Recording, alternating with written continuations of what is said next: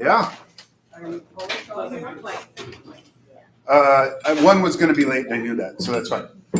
Hello, everybody. Hi. My name's Tony Plocido, and I'm your host this evening. Welcome to Poets and Pints number 87. 87. 7.5 years we've been going. It's insane.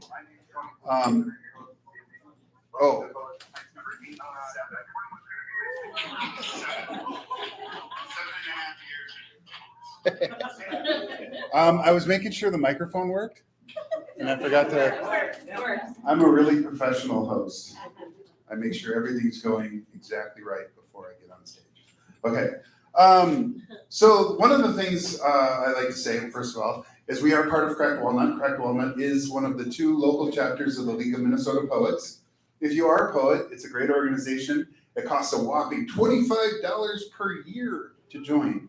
So it's a nice organization. We learn a lot about poetry and other people's poetry, and we learn how to do poetry. It's a lot of stuff about learning and enjoying poetry. I'm not the best spokesperson. What else? I know. So one of the things I like to do when I start the show is find out if anybody has a poem to read that is by an artist we might not know. That's always fun, and usually Charlie's my guy for that. Anybody? No? You don't have a favorite poem? Oh, look. I'll look. Shoot, I'm not shy. No, I was just going to say that. I mean, it's probably one I've read before, but, you know. I've got one that I've never heard of, Ellen Bass. I've never heard of Ellen Bass. Come on up. Charlie Curry, everybody.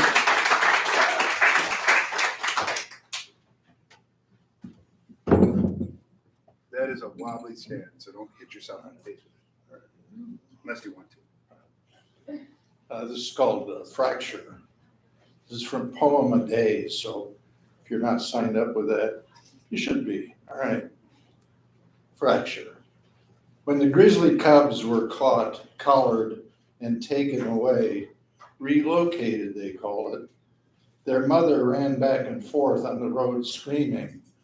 Brutal sound, torn from her lungs, her heart, twisted knot, hot blood rivering to the 26 pounding bones of her feet. Just weeks before, I watched a bear and her cubs run down a mountain in the twilight. So buoyant, they seemed to be tumbling to the meadow, to the yarrow root they dug, rocking to wrest it from the hard ground, fattening for winter. They were breathing what looked like gladness, but that other mother, her massive head raised, desperate to catch their scent, each footfall a fracture in the earth's crust. Nice. Charlie Curry, everybody. All right. Let's get into our featured poets for the evening. First poet tonight is Thomas Satre. And here is the bio. I'm a human being on earth who is seeking to become more of a producer and less of a consumer. For years, I only consumed other people's work. Now I would like to create some of my own. I love reading beautifully written books, Oscar Wilde, and like the challenge of speaking to an audience, being out in nature, captivating conversation, and exhilarating activities that make me feel alive are some of the activities that I enjoy. Everybody, please put your hands together for Thomas Satre.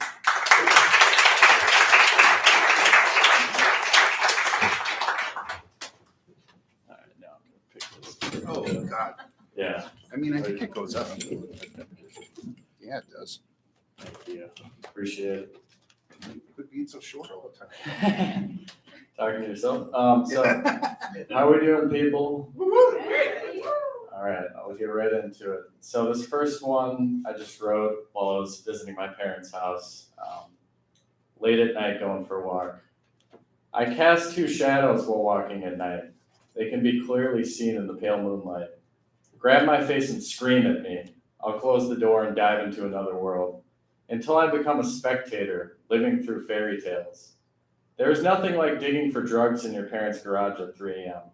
It's difficult to get more alone than that. Go for a walk. Nobody understands you. All these houses stacked on top of each other. Nobody talks. Does anybody feel? The pendulum swings. The doorbell rings.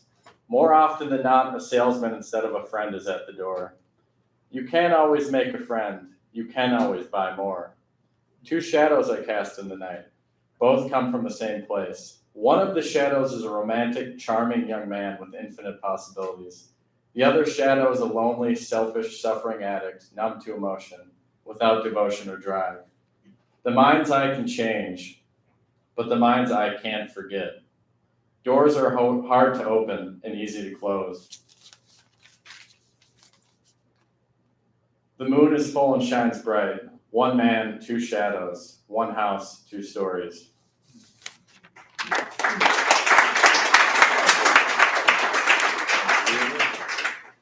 So this next one, I worked on a campaign. We were trying to make systemic changes to the Hennepin County District Attorney's Office, and we did not win. We got crushed. Scratch that. Annihilated. David was butchered. Goliath prevailed. Politics is not a meritocracy. Disillusionment, disenchantment, failure, defeat. Corrupt bastards preying on the weak. But hope is not lost. My fight has not left me. Greatness is within our reach. Not just me, we, us, everyone. Well, maybe not the rich white bigots. They are too comfortable, too satisfied, too content. Too afraid of descent into the hole of suffering we know too well. Too afraid of dissent against their reductive corporate worldviews. Programmed to not feel, programmed to not care. Big nice Edina house. Lakeside villa on Lake Calhoun. Their whole existence a big fuck you to you and yours. See, capitalism is simple. In order to have haves, new Teslas, you must have have-nots, starving children. We have not gotten enough votes. Therefore, young black men and poor people still have to deal with being thrown in cages like dogs. We got crushed, scratch that, annihilated. But I can see clearly now who the revolution will and will not include. Goliath can have his day of celebration. I just ask you don't get too comfortable, because there is a reckoning coming, and my slingshot is ready.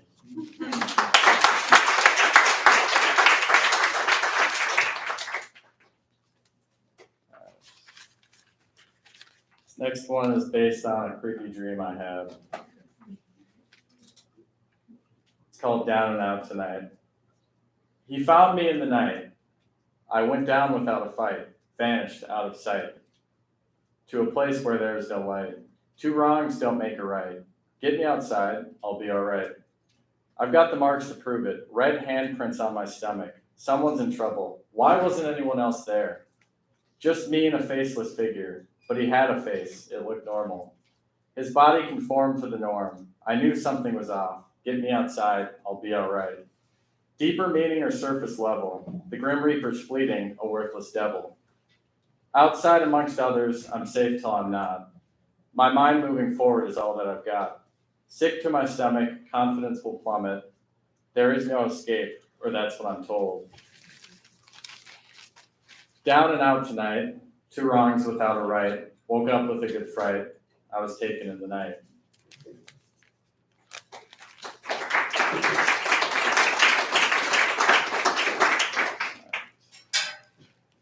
So this next one, while I was campaigning, I met somebody who was pretty cool and probably the most inspiring person that I've ever met. So I decided to write a little story about him. I met a man today.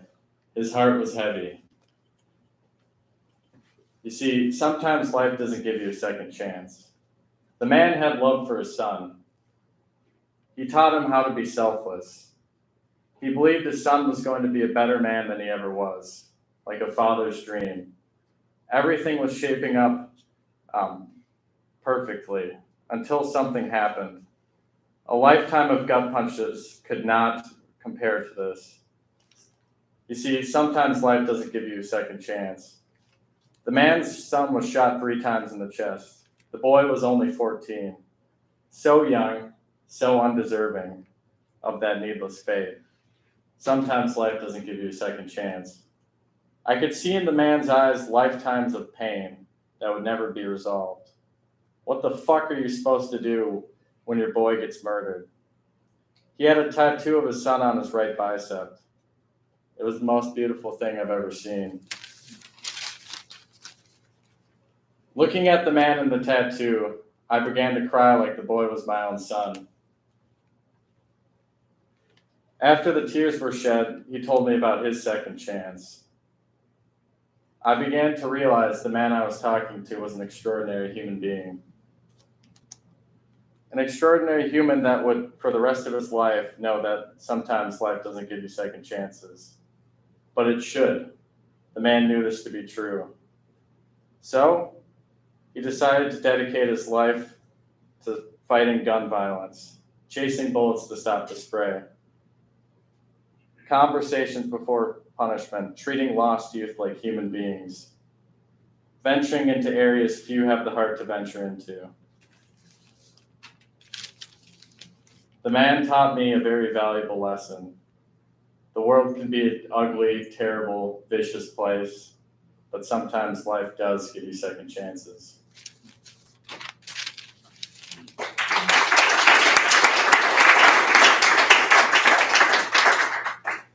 All right. Got about 4 minutes. Cool.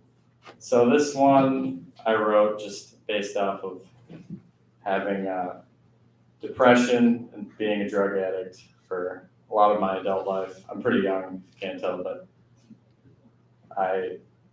it's called Good Afternoon. I wrote one about my mom that I'm not going to read called Good Morning, and then one about my dad called Good Evening. So it's kind of a trilogy of sorts. Afternoon is morning when you're depressed. There are no dreams to be woken up from, only emptiness. Get high as the sky and watch life pass you by. Lie, lie, lie, get caught, lie your way out of that lie. Maybe I'm depressed because my mother never hugged me. Maybe I'm depressed because my father never praised me. Maybe I'm depressed because I'm just a piece of shit. Days disappear. My room begins to swallow me. People begin to notice something is off, but don't say anything. That would be uncomfortable. I want to scream out, help! Then you come running in and hug me, telling me everything is going to be okay. But I don't. I stare out windows but don't go outside. Suicidal thoughts start creeping in. At first, they're distant and don't seem dangerous. Over time, they become more vivid and frequent. Until I end up fantasizing about blowing my brains out.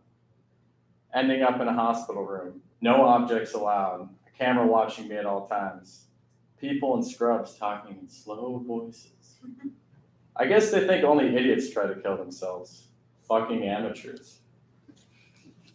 They give me a pill and tell me it will help my brain rewire. It does. They tell me to stop smoking weed like it's a life force. I do. I start to smile. People notice changes in how I act. This time they tell me.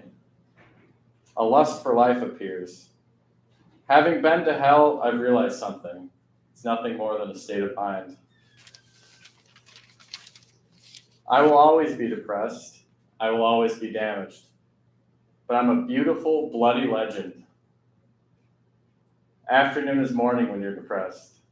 There are no dreams to be woken up from, only emptiness.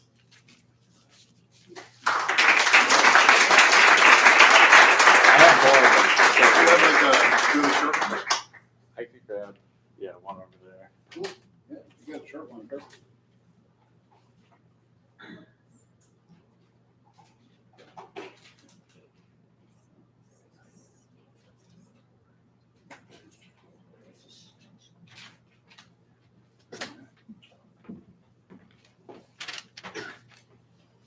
This poem is a true story and illustrates that I'm not a perfect person.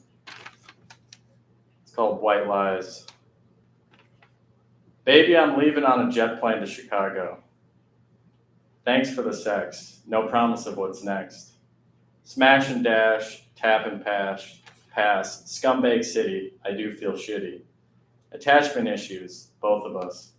She doesn't deserve it, I'm just a man. Attachment issues, I hope I'll learn. You can't fuck a friend, that friendship will end. I'm not going to Chicago, white lies spread thighs.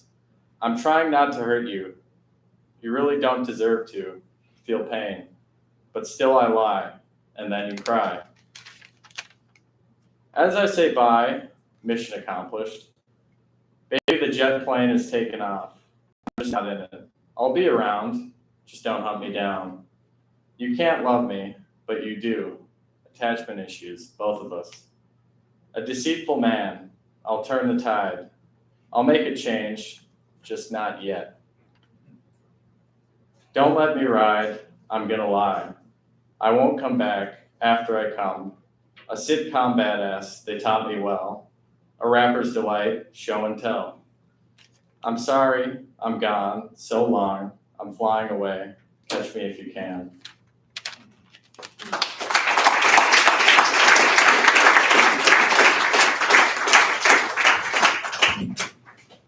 Thomas Satre, everybody.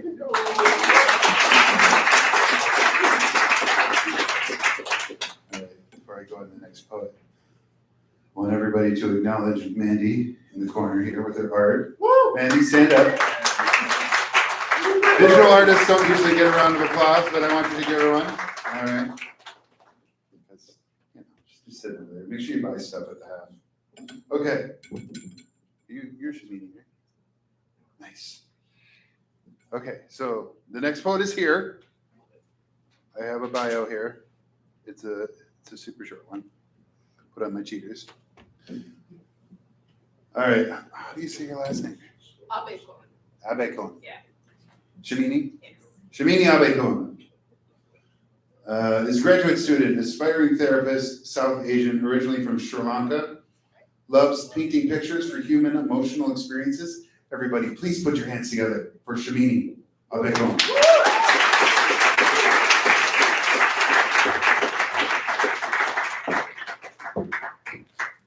Well, hello everyone. This is my first time doing it, so this will be an Thank you. So, poetry for me is through just my work. Every day I meet so many people that it's not easy to be vulnerable, and poetry is my way of trying to make permanence out of the feelings and all of the emotions that they pour out, paint a picture and honor them. So most of my poems tend to be about relationships, about love, sometimes love they've experienced, sometimes love they wish they experienced. So I'll share a couple of pieces that I hope you like.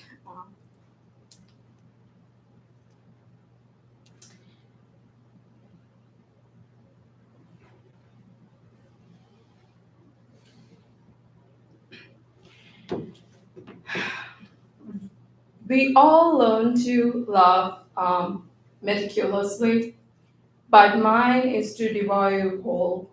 Every breath to every make, you shall be rapaciously consumed by the notion of us. I swear to etch us to your bones as they dance at a slow pace. It's the overwhelming kind, and somehow it's the overflowing kind. But what is love if you don't let it seep deep into your bones and etch itself in the nether of you? To let it burrow itself in your arms, hiding from the fear of being snatched away one more time, begging you to cling on to it for dear life, to tattoo itself on your skin in ways another can never mark you the same. to sneak into your breaths and your smiles, slowly dancing itself into every mundane activity you once did. What is love if you don't let it consume you whole? Hey, one might say it's a double-edged sword, but another might say it's an enthralling to finally know what it is like to feel alive.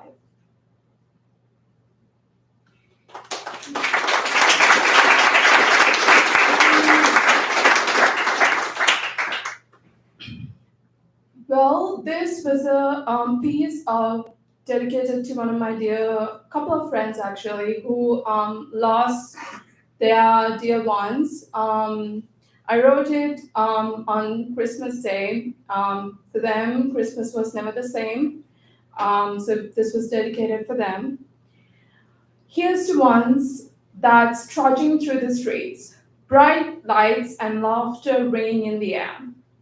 The laughters that remind them of what they've lost, the crinkle of the eyes, the touch of a loved one. For the estranged homes that is celebrating Christmas with only memories of someone dear to them. For that ink of hollowness lodged in your heart, carrying the weight, for the rest with a smile, sending your love.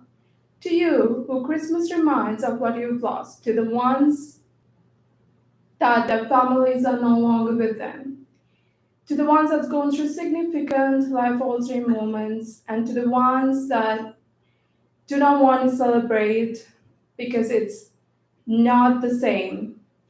The happiness, the laughter, and the gifts aren't the same. This is for you.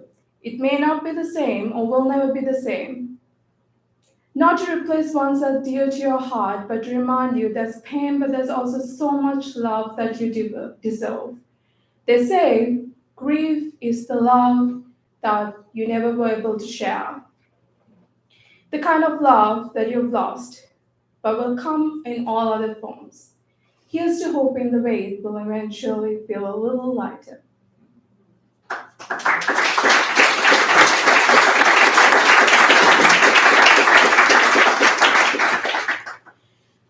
Well, sometimes we all tend to love the wrong ones. And this is one of, a piece that's very dear friend of me that I thought that I would write as a piece because she was struggling to let go of him. So this is how I thought she felt. I taste the brittleness of your wearing soul in the edge of my lips, your breath mingling with mine, lost in the furrow of two, halted at the sake. Oh, how I wish I could pour myself into the cracks etched in the ruled premises of your woe-worn heart. As my fingers retrace the patterns haphazardly scarring him, grotesque, one would say, art I would defy, hiding the delicate heart brimming with adoration that is yet to overspill. He grimaced with unfamiliarity, unsure, uncertain, foreign to a touch of warmth. Trapped under the brittles is something 1,000 years old, too old to be understood by all, to be loved when long forgotten by its owner, yet beating nevertheless, wanting and waiting to be seen, chosen, picked up and cradled, brushed off the dust and reminded, to be loved, to be deserved, to be wanted.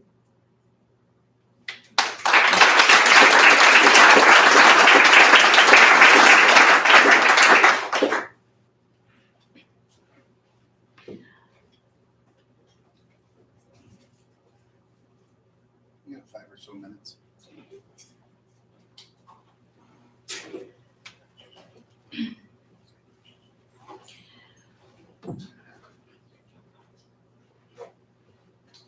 Well, another piece similar to that, but a poem from a girl that feels like she does not deserve to be loved. Because with you, I'm everything the world shunned me from becoming. The closed, unfinished pieces of me, caressed with utmost tenderness. Undone, a layer after another. To learn to love myself through your eyes, I'm grateful. I've been told narratives of what love could be, from movies to books to stories of people who believe to be in love. There's a plethora of how love can be perceived by one to another. Love could be so much for one and so little to another. Love to me is you, your existence, the pieces of experiences that has created this version of you, a version that makes me smile when I think of you. The overflowing admiration to the person you keep becoming every day, to the torn and battered version of you that seeks solace in the midst of chaotic existence. I don't know. Is this the kind of love I believe I'm worth fighting for, living for, dying for? I believe that I'm exalted above all with these emotions brimming within me for another. Love among many is nothing but peace. It is a discovery I thought I will never make, because your existence reminded me love isn't transactional. It's in its purest form, an exalting mixture of emotions, crowned by admiration and adoration for a flawed human being.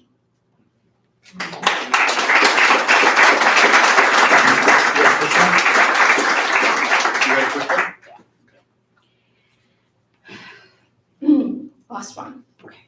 Grace to those torn in the midst of a catalytic whirl of an existence, in search of something to hold on to. Fixers and breakers, healers and meddlers, but neither are lovers, only victims of one another. A hopeless chase around the marigolds of companionship with delusional dreams. Broken children playing hide and seek. To seek is to chase. To hide is to be needed.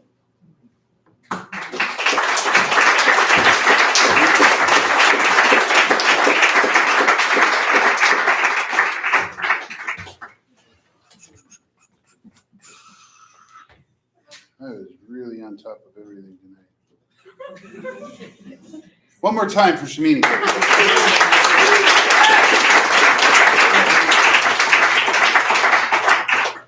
That's called tap dancing. All right, found it. And then it's like the world's shortest bio. Okay. Our next poet took over for me at trivia. I used to do trivia at Pub 819 in Hopkins. And then, you still doing it? Mm-hmm. Now he does it. So if you're ever in Hopkins on a Monday night, you want to see this gentleman again, he'll be there. This is, you want me to just call you B? Sure. Okay, this is B. We're going to go with B. Born in Haiti, adopted and raised in Minnesota, loves pancakes more than Wi-Fi. Everybody, please put your hands together. For B.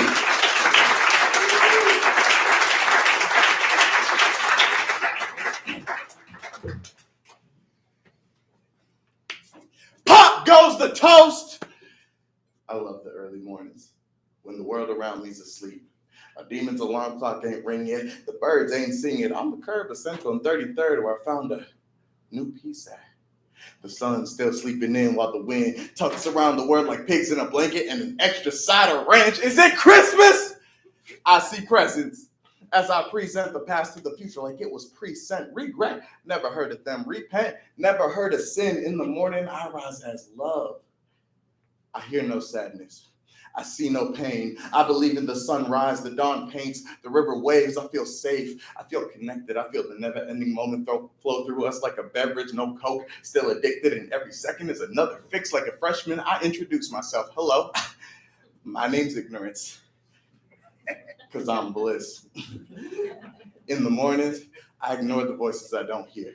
Speak with the mouth that won't open, blanket my anxiety till my next thought appears. I pour black coffee in my black mug, shug. Watch me black love myself with the caffeine, coffee beans, the browner the sugar. Woo! The sweeter it sings. Bother me this afternoon. Ruin my evening plans. Just give me my mornings in pajama pants. You can't pay me to miss tomorrow. I put myself on the schedule. Rather be woke and broke than dead with bread. I set myself back and still end up ahead. And then I see the moon disappear. I hear the fields warm up. I smell the opportunity of today while the bacon heats up. It's all part of a complete breakfast. Morning fruits for the morning juice. How would you like the pulp? I wash the dishes with the missus. Who said a man can't work a kitchen? I said life is like eggs. Over easy with a dash of salt. I keep my sunny side up. Blue sky coming through. Treat my morning like a kingdom, and you know that I rule. I watch my day unfold. I breathe in the origami. Pay the price of growing old, deep gulps. Dark roast. I love the morning hours. That's when I can be me. Pop goes the toast. Thank you very much. My name is B. I go by Anderby. How we doing today? How's this side of the room doing? Make some noise. Middle, how we doing? How we doing? Left side, forget about y'all. Hey, okay. Something that everybody might not know with poetry, especially, I guess I can speak for myself. I don't know all poets like that, but snapping. Can everybody snap? All right, so if you're feeling what I'm saying and you say, oh my God, that's really good, but you don't want to be like, woo, while I'm like talking, you can snap. And that's how I know, oh, you vibe with it, cool. It gives the person up here a little bit more energy, a little bit more juice, and then the drinks start to make the poet sound a lot better, I promise. I only got a few minutes up here, so I'm not going to take too much time talking because I know we all came here for poetry, and I got 2 more pieces for you. One little thing about me is that I'm adopted, and thank you. I didn't choose it, but hey, you know. One thing about me being adopted is that it's not always easy. It's not always fun. Now, I love my adopted family. I live in their attic. There's no hate. There's no blood. But this poem was something that really, when I decided, like, hey, I want to be me. I want to be what I am, and I want to do how I want to do. This poem is kind of what came from it. So it goes like this. 2 snaps for all the adopted children like me, who've been sold to white owners who run our life like an oil tycoon, trying to uproot the liquid gold inside us because our blood is full of ancestry. Black culture they want to exploit for their game, but if I snap my fingers, maybe racism won't make it over their protest. Maybe adoption won't have a hand to talk to if my hand is already speaking, vocalizing freedom like a Negro spiritual, snapping on each beat. Freedom is coming. Oh yes, I know. 2 snaps. Since ignorance has been sending me hate mail. White college students telling me go back home, or white friends telling me Black lives don't matter. Well, I worked 3 jobs so I could see my mom in Haiti. Look, I took the risk. I disowned my adoption status and took off the expectation of the adopted house nigga. Like, why would I want to be defined by my shackles if being me gives me nothing to lose but my chains? And before I'll be a slave, I'll be buried in my grave and fly out to my real mom and be free. So I flew out to my biological family. I followed my dreams, and it brought me to my mother's arms, and I hugged my mom for the first time in 20 years. And I cried like a man who was locked up for a crime he didn't commit, and she cried. The way I imagine she cried at my birth, oh joy, the wait is over, and I didn't want to let her go, not until we ran out of tears, but my owners didn't celebrate my freedom. My plantation did not pay me leave. My adopted parents grew bitter, told me I shouldn't be proud of my heritage, but it didn't matter because I was finally free. But freedom comes at a price, $1,000 and parental dissatisfaction I paid for out of my own pocket. So if you question my liberation, you better come correct because I don't have to adopt my own love. 2 snaps because it's been too long since I looked at myself and said, I love you. I'll wear the skin I see in the mirror, love that epidermis, lather it in shea butter like ashy elbows are symbolic of white supremacy, and I won't be oppressed in my own skin. I love me. I'll take this fucked up situation and claim triumph like when a colonizer discovers a new land. I want to invade my doubts and gentrify my depression. Tell the unwanted thoughts they've been evicted. All I gotta do is snap twice, like my mom is calling me back to her arms. A snap followed by the second, her love giving life to mine like she's screaming, I love you from the tips of her fingers. And isn't that what love is? Isn't that all love needs to be? An embrace where my life is being held by the one who gave it to me. My crying head resting on her shoulders in the universe. cradling her son.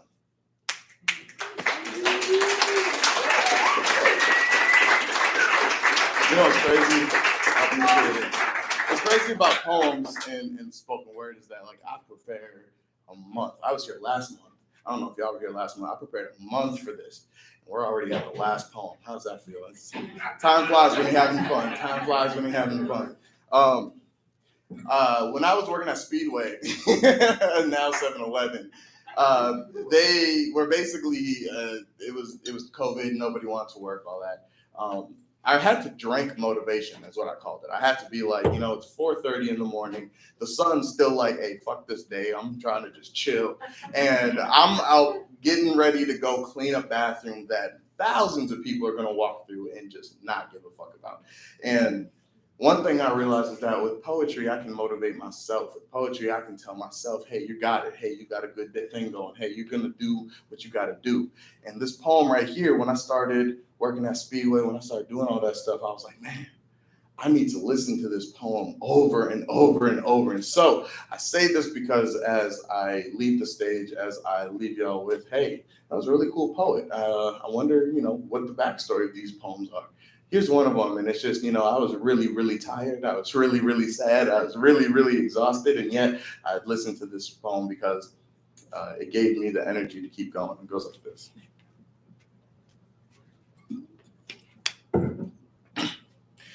From this point on, the days get longer and the years get shorter. From this point on.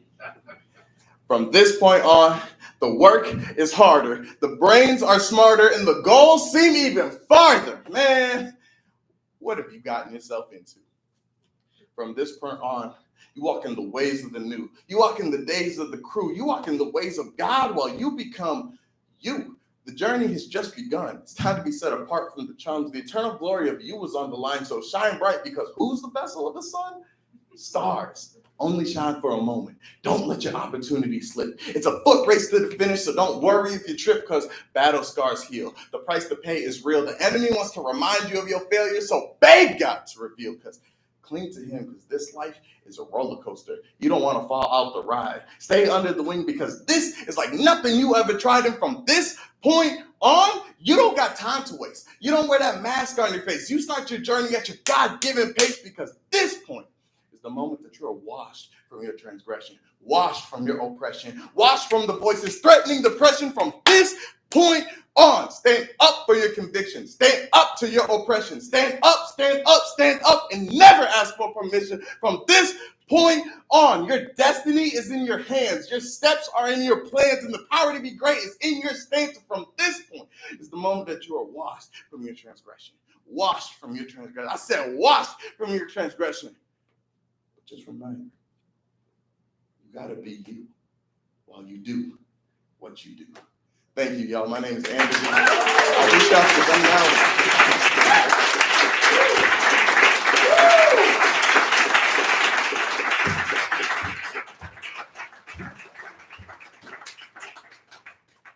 One more time for B.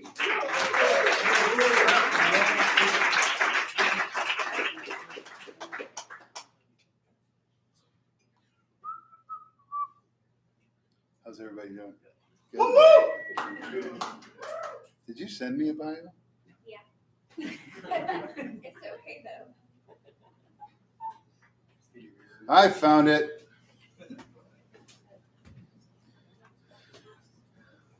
So we're going to go on to our final featured poet of the evening.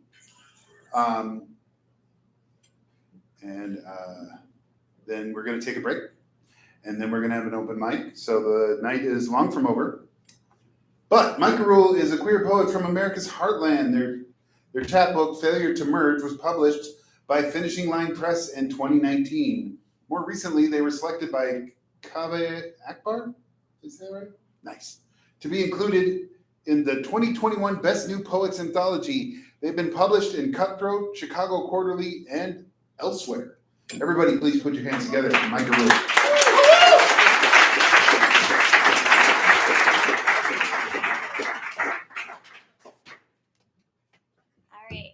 Do some new shit. New shit? All right, is Peter here? Okay, all right. This reading is dedicated to him.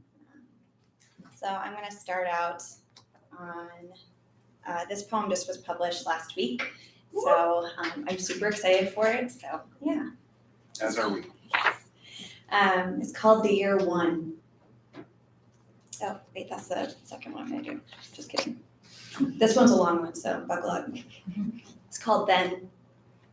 What's fair of two people to expect from one another? My mother and I ask each other. We find no conclusions, agree on no answers, only that we must resolve to keep asking this one singular question. For 2 years, I left the body. Whether it was apt to return remains unclear, but here I am on his table re-embodying. I am relieved when he is stretching my arms away from my chest, instructing me to breathe differently. During a slight but sure yank, tells me not to pull air into the depths of the belly, but the upper cavity used to float. I listen. It does feel different. He knows my father is dead. He leans into this fact with the elbow through the hips, rolls it in his hands like a neck that could have so easily snapped the year before. There's a story about the wisest king. 2 women are pleading their cases as to why the live baby is theirs and the dead one the other's. The king offers to cut the live baby in half, which each will have. The true mother cries out and gives up her right to the child, and she's rewarded because only a real mother would make such a sacrifice. This story is stupid and was certainly written by a man putting himself in the middle of things again. Sacrifice has become a punchline I keep repeating over and over again, and I can't stop laughing at. Those that have lived long enough know this. No 2 people ever offer up the same thing, do they? It's the 2nd anniversary of my father's passing, and I know now that we are both someone else, someplace else. I think my father gave too much too fast, and it tore through him like a fillet knife. There's no saving someone who loves so freely. The things that I prayed for did not save me, but I was given time. The things that dismantled my life became the frames of my life.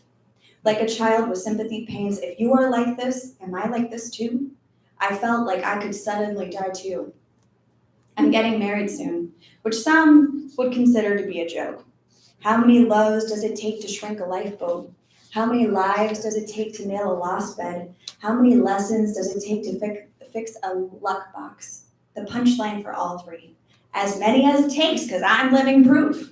Now that I'm older, when I hold the person I love, I pray, please be different. Please be different. Please be like nothing I've ever had. And this love answers absolutely. And is coming this way like a freight train. And when it hits, it might just put me back together again. With no assurances, I brace for impact. This is the hope of all marriages. And it's also it's inevitable assault. It makes you different. I had the most absurd dream after my father died. He knocked on my bedroom door, overexcited, slurring as if drunk, which he never was, in his white undershirt and blue jeans with his favorite belt, babbling on about the next life and how I shouldn't be sad, and then ran away wildly. Maybe becoming pure spirit makes you crazy while exiting. My father's spirit elsewhere and his body in the ground, and now all I have left are these cards. I shuffle them to be surprised and draw the one on top, his favorite hat, now hanging by my front door. If I fan him out more, and to be clear, there's always more, always, I select another card. A jar of mulberry jam, homemade from his parents' farm. This one's the revelation that the tumor was just blocking the part of his brain that would have admitted to being wrong about Obama. When I shuffle him up again, a card flies out. The figure skating coach he trained with. When I reshuffle, a much larger family, 6 of us, and I'm no longer the oldest, but I still look the most like him. This card is one of him in his 20s at someone's lake house making breakfast for everyone to show off to a blonde that never smiled. I cut the deck, and in the middle, there is a time that he didn't quit the rodeo scene. I fan him out again, and I choose 3 from the middle. Doctor, lawyer, priest. It's a setup, but it's not a joke. That's all 3 of his best friends waving at me. I check the card at the bottom of the deck, a life as a farmer. I'd rather keep shuffling these fathers than think about his birthday, summers at the lake, and his death anniversary that had me so wild and ravenous those 2 years. On Father's Day last year, I howled in the graveyard to myself, by myself, blinded by the hotness swelling in my face as I looked from my father's grave, unable to find it from memory. I was about to give up when I turned around, and there he was, the wheat imprint gleaming around his name in the Son of God. I don't like to think about what I became for 2 years, white-knuckling my way through backwoods roads in ghost-infested Kansas where the guns lived under beds and sang low songs to me at night after night until the whole state spat me out. My father's spirit has only visited me once as I opened the door to a little farmhouse in northwestern Iowa where my fiance grew to be as tall as the stalks that fed and raised him. I had a dream that I visited myself. Some older self appeared at the end of my bed, and in the middle of the night, I laughed when I saw her. God, you look like death. And she pointed at me and she said, how do you think I got this way? And we laughed and held each other. Before she left, she put my feet in her hands and held them the way my mother had. And she taught me a song to sing to myself. I have painted the new walls with coats of storm. The hellfire I've endured now warms my heart. To have life is to live at the mercy, and may God have mercy on those that come for this life.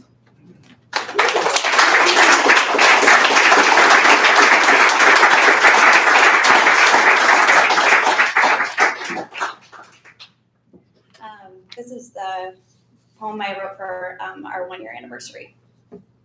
For Peter. A prophet, a single egg, a falling woman, a city. These are just a few ways the peoples have begun, and the peoples remember and remind their children so they can partake in the remembering, which is how the peoples feed and love the peoples, which is to say how the peoples stay alive and grow so old. And every year when the waters or crops or lotuses rise or some stranger creature appears, they remember a time before, wide awake in the post-world, always, but maybe not forever and after.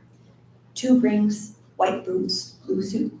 And we became a small part of the peoples who do not yet know how or with whom we will remember, except that the peoples will know us by our true names and sing them to call us.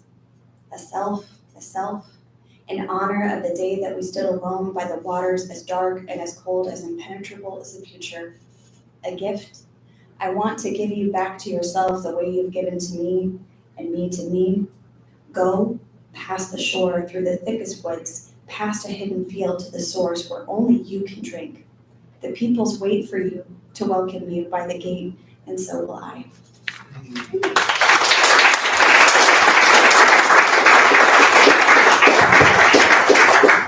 This part's gonna be a little fun. Tony's gonna come and help me out. This is my chapbook, Failure to Merge. It came out right before the pandemic. How much is it? It's $14. So just some stuff that you need to know. There are 2 characters. There's one that's like a version of me, and then there's I-35, the all-knowing voice that is the highway that stretches from Mexico to Canada.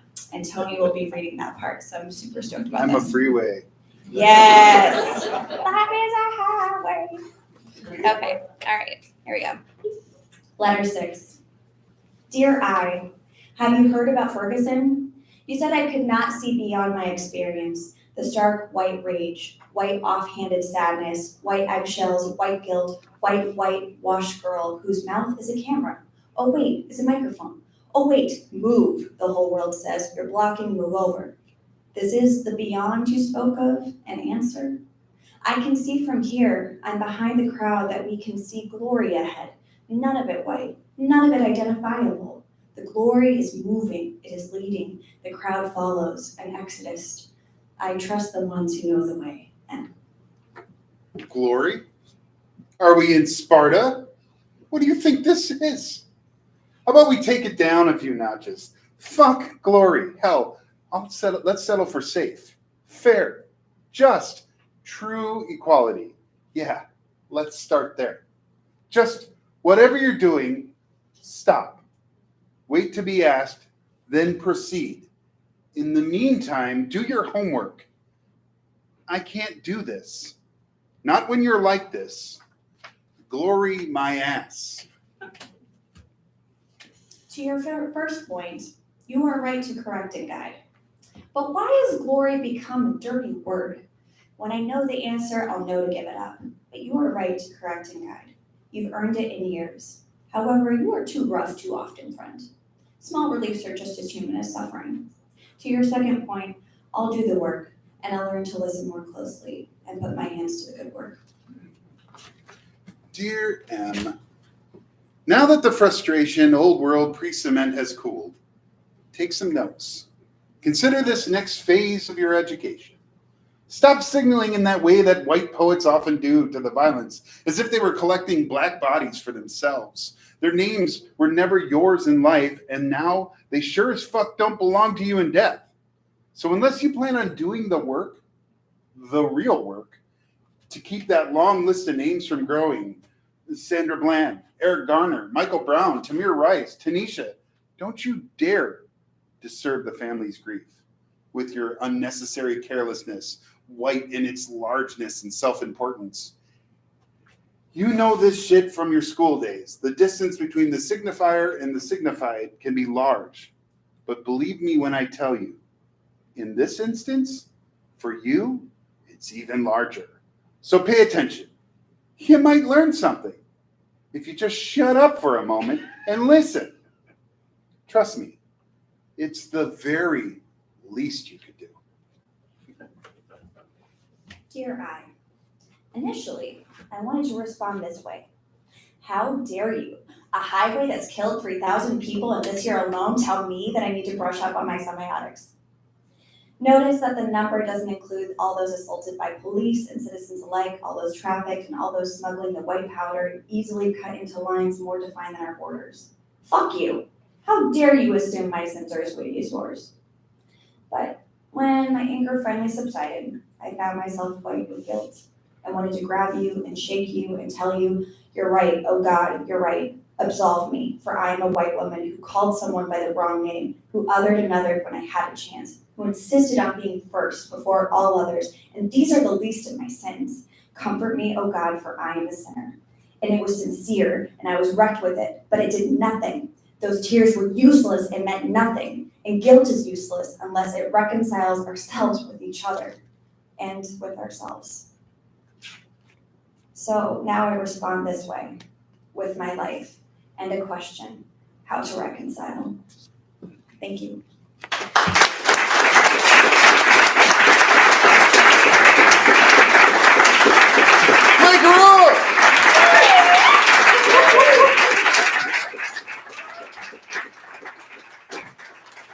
Don't gotta ask me twice.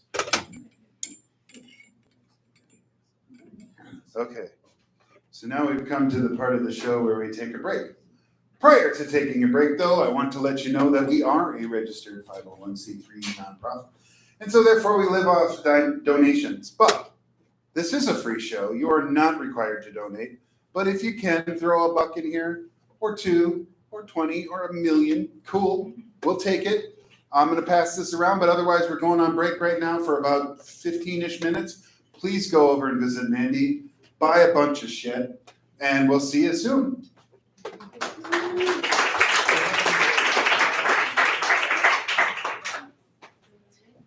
Tony, Bye. you're too good. Yes, What do you got? I got the cucumber one. You want the same thing? Yes, it's very refreshing. Yeah.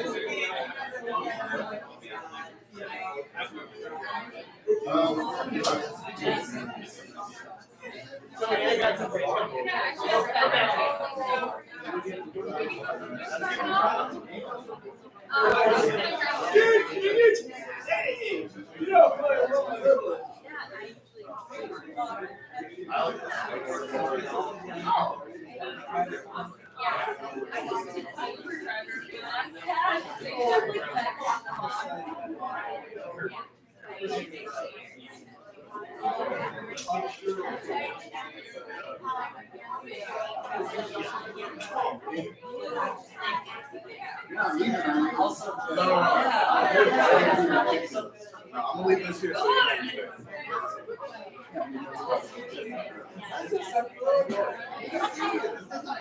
know. I already take one.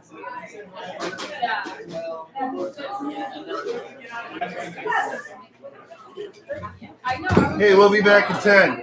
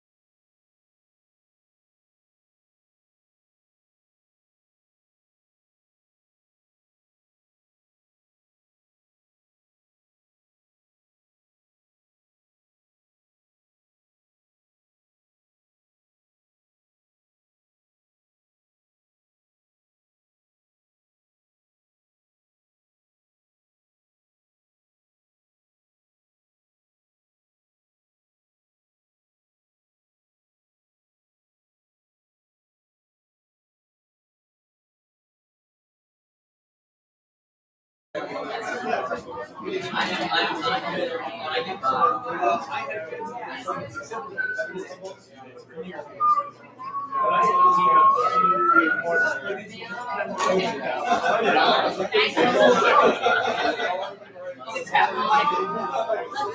wish I could whistle better.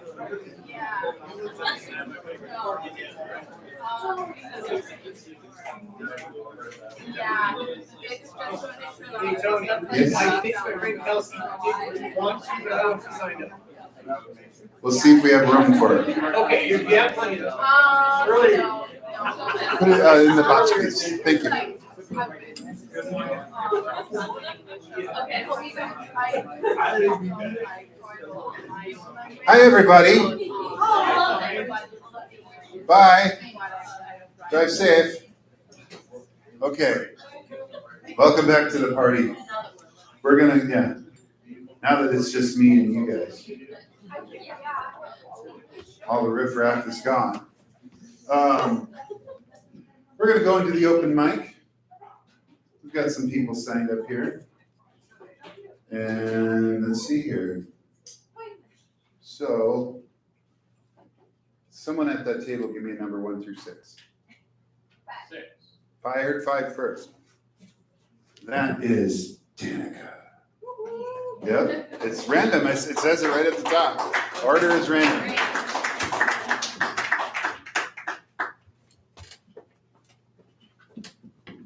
Hi, I wish Micah was in here because I'm reading this poem because she wrote. She's right there.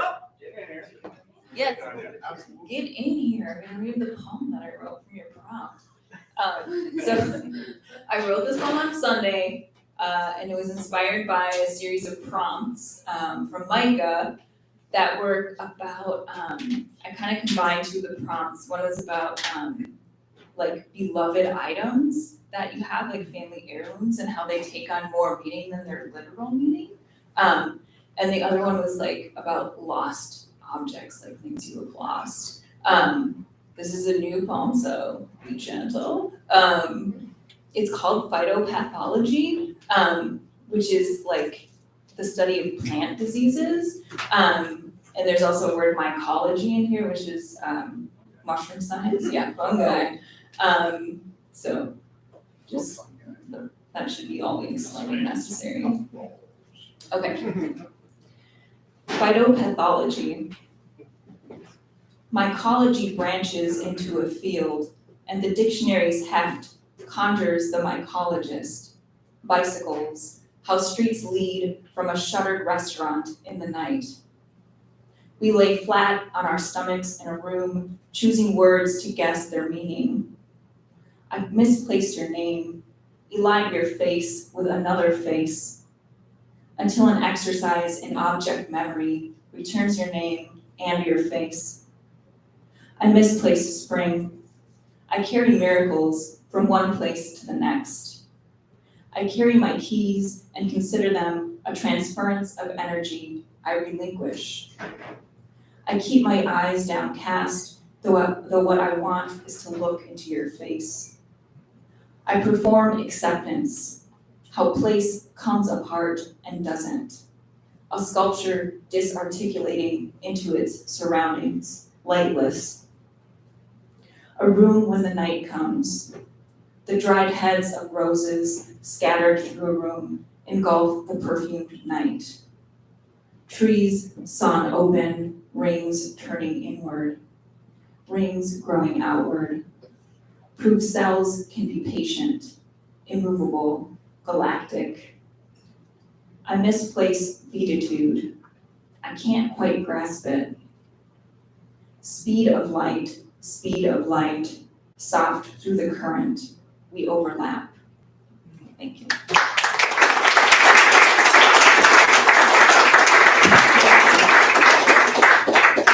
And I'm not sure if and you did break the rule, but it's just so everybody knows, it's 1 poem, 2 minutes or less when you come up here. Rachel, give me number 1 through 5. 3. Terry.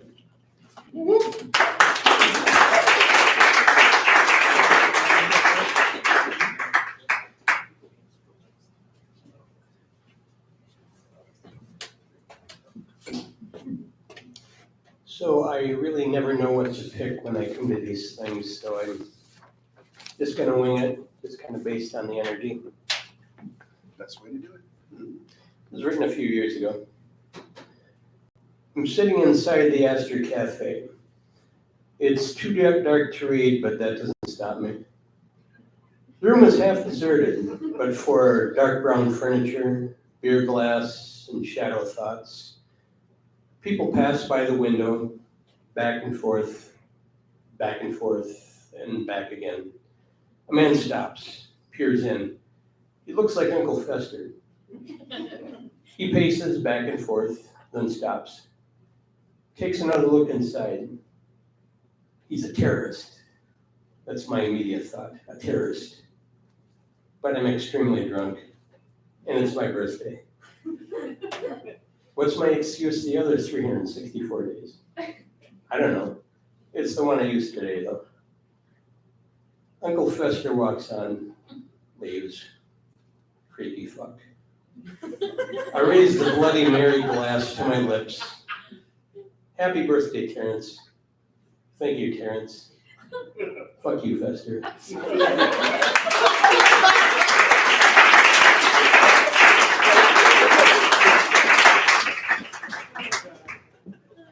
Michael, number 1 through 4. 2. Robert Larson. There.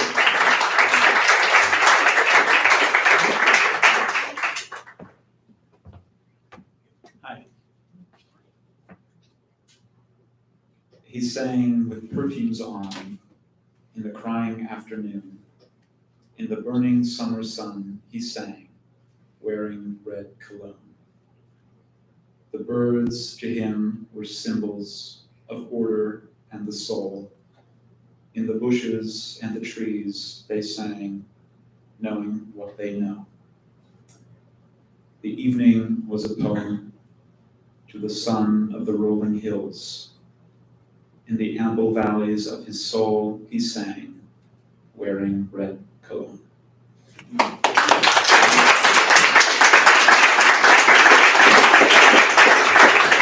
All right.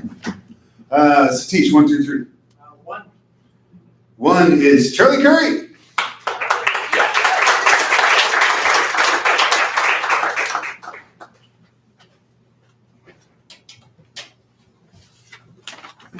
I have to start this by saying I really appreciate what the vibe is of the evening. I think we're all writing beyond ourselves, and it really is nice to hear, because a lot of the world is not running beyond anything. Right, this is called Ditches. Wild elderberries grew in abundance on the far side of ditches along a dirt road near our Quonset hut.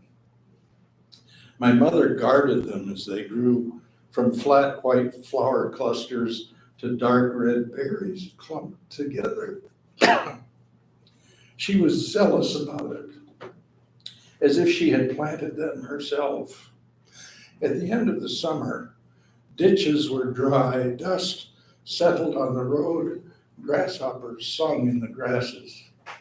The berries ripened and she took us picking, though mostly we stood by the car on the narrow strip of dirt shoulder between car and ditch, while she crossed to the bushes with her bucket as I watched my younger siblings. The ditch seemed wide, deep and wide to us, a canyon as wide as experience and memory.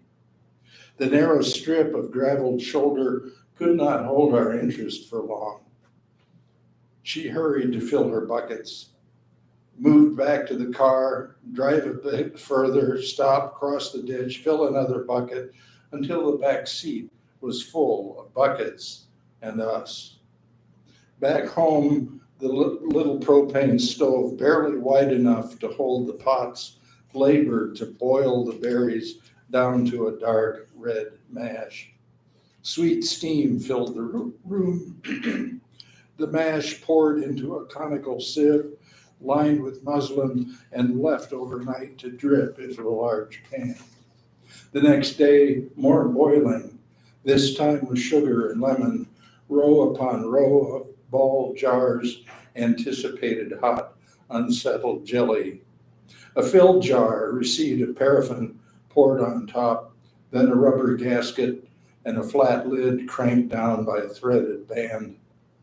On the far side of my mind, I see the narrow strip of dirt on which we stood, the bright ditch filled with crisping grasses, the dust of summer settled there. The sheer hard work of it, picking, cooking, waiting, pouring, sealing, the quiet gift of each jar opened, spooned out, spread upon toast.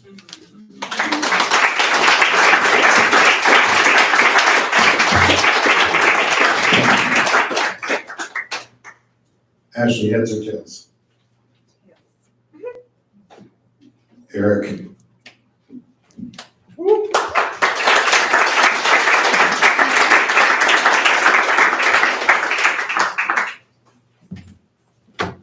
How's it going, everyone? Good. All right, this is titled Sub Rosa. In classical Latin, it means under the rose. It's an ancient symbol of secrecy. Sub Rosa.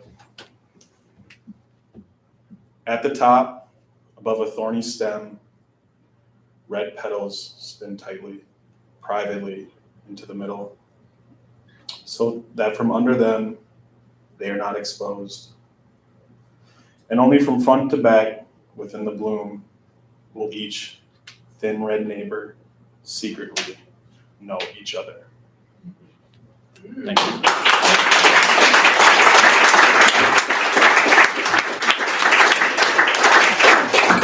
We're cruising along. We'll be able to get more people on than was on the list. This is nice.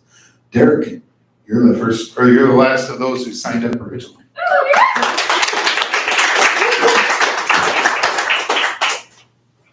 Not counting the ones below the line. What are you talking about? There was an X there, I swear. All right. Hi, everybody. This is called Poetry, Warnings and Side Effects. Please note the following important medical information related to reading and writing poems.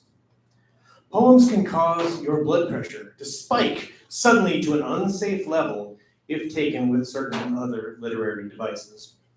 Do not read poems if you consume any media which inhibits empathy, if you are allergic to insight, or if you are frightened by other perspectives. Poetry may be taken in small doses, 5, 7, and 5 minutes apart. Poems can be read with or without food, but if you read after a high fat content meal, meanings may take longer to be digested. You may consume poems multiple times. They do not expire. Tell all your friends that you read poetry. If you need emergency medical care, it will be important for your healthcare provider to know when you last quoted Anne Sexton.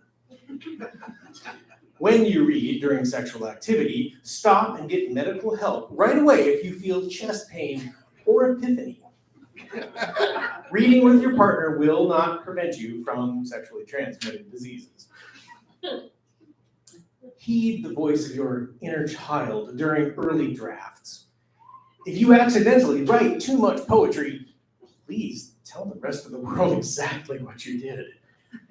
When writing, if your poem lasts longer than 4 hours, stop writing immediately and pick up a red pen. Poems can induce side effects as well, including vision loss in one or both eyes due to tears, or a sore throat caused by frequent shouting. The most common side effects, however, are social awareness and a rash of joy. Active ingredients of poetry include both wry and dry wit, salty cinquains, and nouns masquerading as verbs. Inactive ingredients are not found in poetry. Everything is moving.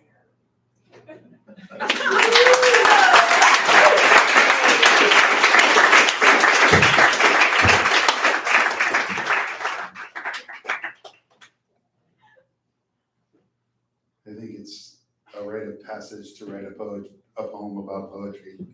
We all kind of do it. Next in line is Peter. Jesse has to wait one more turn.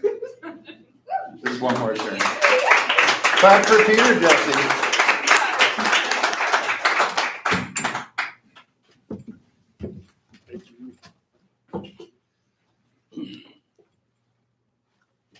I've got one poem that I want to share another time that probably goes like 3.5 or 4 minutes. Wait till your Trying feature. to keep it under Two. yeah, all right. So this one came out as kind of a poem, but then a tune came with it, so bear with me, but there's some singing involved with this poem. It's a tribute to the element of water. There's nothing like the feeling of water when I swim. When I swim like a fish with the water on my skin, with a splash and a gliding, sliding naked through wet wind, floating gently to the top, just to plunge beneath again. Yes, thank you.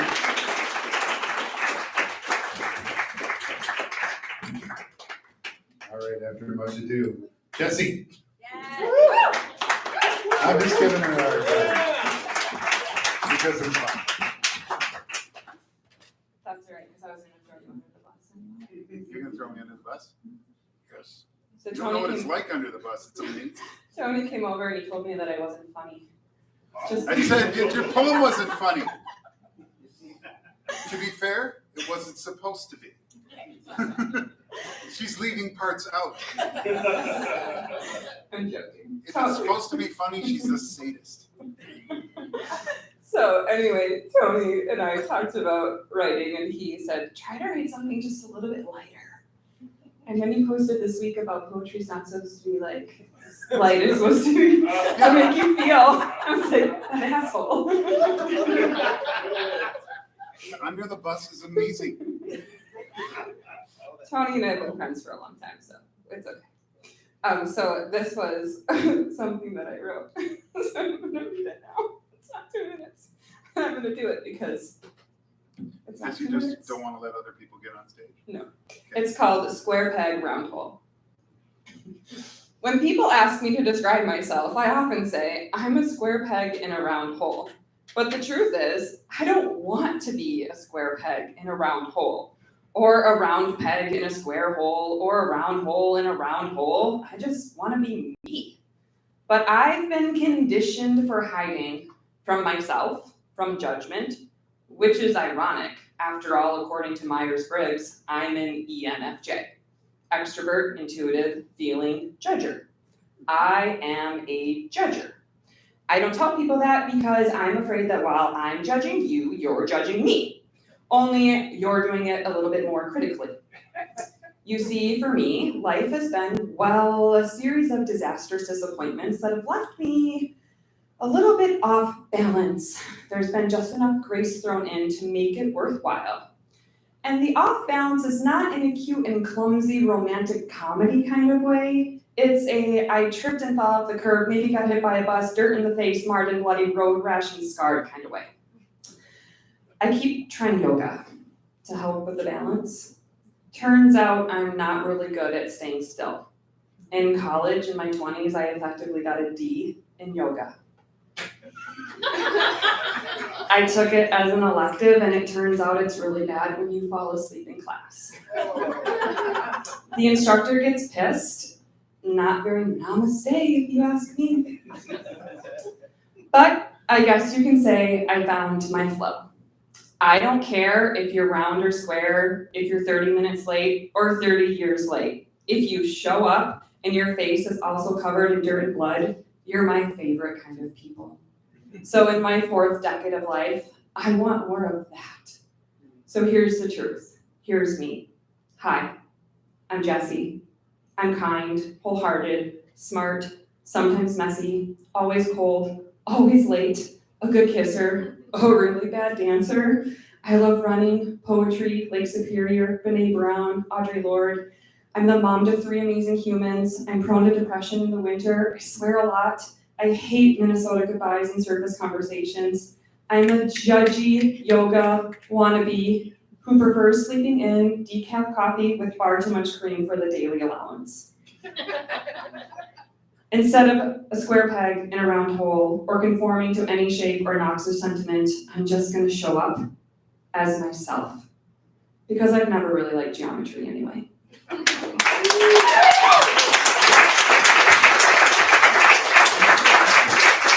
See, doesn't being funny feel good? All right. Kelsey, you wanna come on? Yeah? Yeah?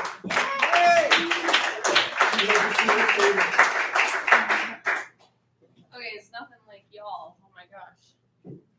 You're wearing a good sweater though. Thanks. Great. It's from the farmer's market here. So I'm Kelsey. Kelsey Words. This is just a really old poem I found.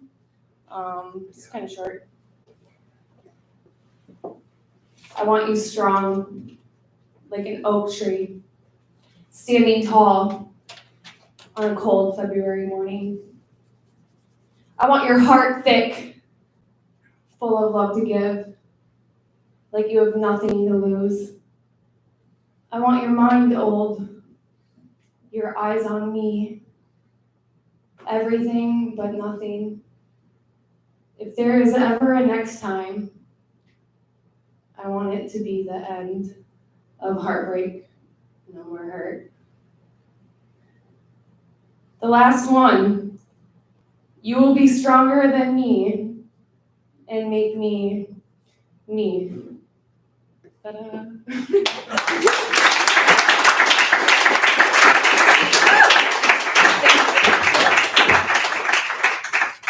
Next up is Woots.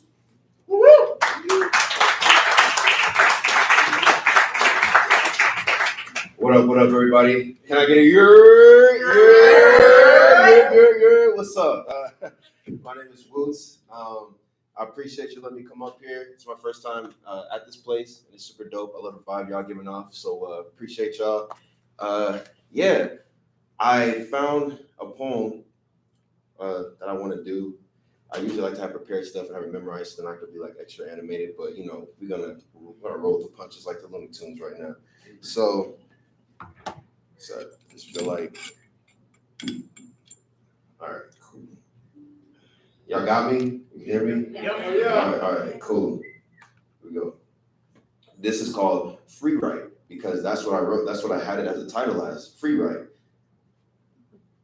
I be reaching for the stars like I'm reaching for my life. Within each and every strife, there is a parable to write. Ignite and take flight. I'm trying to get with Jean Grey. If you recognize the reference, you would know that I have blades. Emerging from my fist to marry life is such a risk, but as if I'm Wolverine, I know I'll heal when in the midst of danger. I put my fits on hangers so I'm steady straight. Staying up is such a task I fight with as of late. I'm moving to and fro, and somehow cannot grow my fro. It just might be from stress. I guess that's how my story go. As about as vulgar as a glory hole. Y'all Maury show ain't got no soul. I'm keeping drama to a minimal and still feel animated. So I need to walk with purpose. Oh, I hurt you?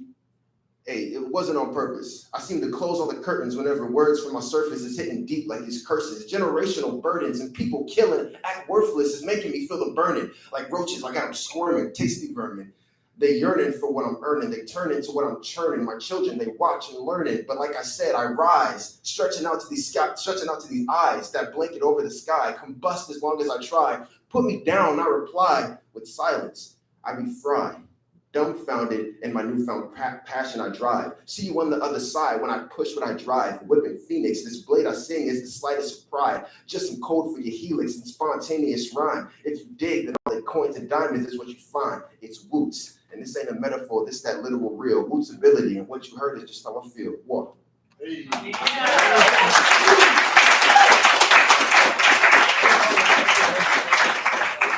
I didn't get your name.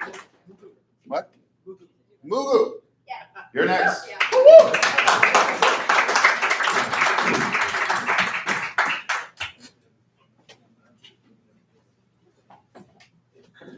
Hi, my name is Mugu. I'm the lazy guy who forgot to sign up. You're one of 4 so far. All right, a couple of you might have heard this poem already, but still I'm going to read it. It's called Rendezvous.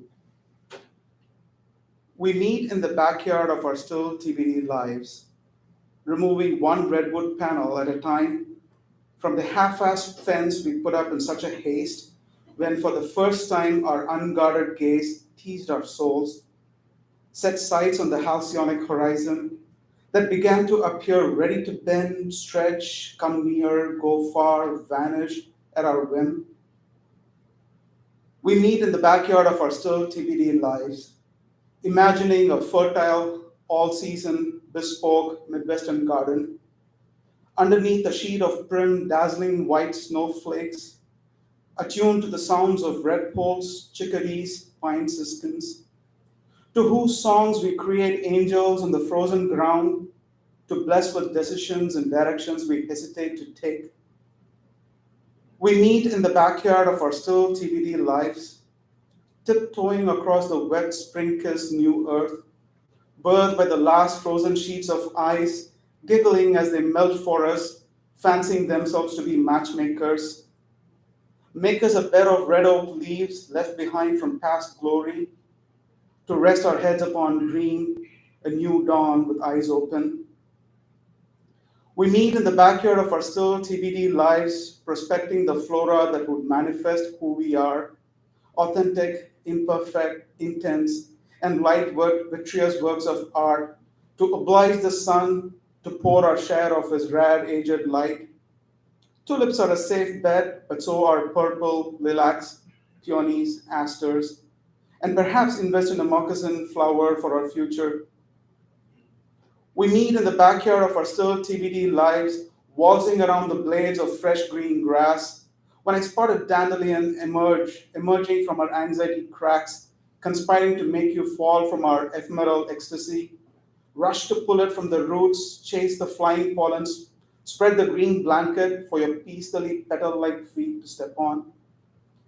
We meet in the backyard of our still TBD lives, lamenting the lack of time to lay bare all our desires.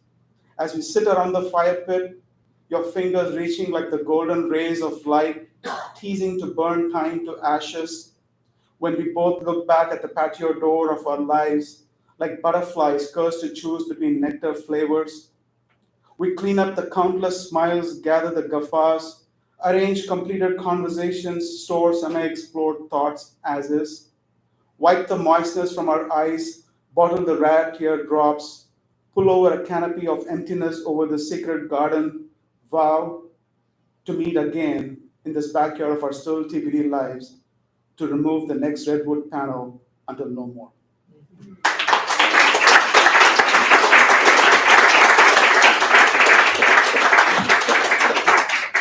Does anybody else have a poem? Yes. No, features don't get to do that. It's just the way it is. Come back next month. That's how we keep you coming back. We like to shake Khaled. I can speak. All right, and I'm going to do a poem from my very first book back in actually this was probably written in 2009-ish, but the book came out in 2012. It was called Sucker Punch Wisdom. Man, I hate this microphone stand. Old shit? All right. So, this one's called First Sight Kind of Love. Just imagine a jazz bar, like old, doom, doom, doom, dark days in this corner bar. It's so far off the beaten path it has ambience. Cigarettes and booze spilling on my shoes, it has ambience. Across the room, I see a shadow swallow half your face, and my mind starts to pace. It does circles and hurdles, hoping for the light, hoping for the sight to see through the darkened half. The jazz is playing, the piano is saying words, and the bassist is getting hers. The smoke seems to thicken, to be stricken. It's a moment you have to hold it, or it can turn into a frenzy. It can turn into love. First sight kind of love, dynamite kind of love. And liquor won't help, it'll just bring you to brave till you just can't behave. And the darkness still consumes half of your face. Hello. 2-syllable word, why can't I say it? Hello, you seem lovely tonight. Why can't I say it? Just let go. As the drummer ups the tempo and the sultry singer steps slow to the mic, the moment is right. Half your face day and the other half night, of which glimpses I see by your cigarette light. But the fight is too strong. I waited too long. And as I stand, the band ends the song.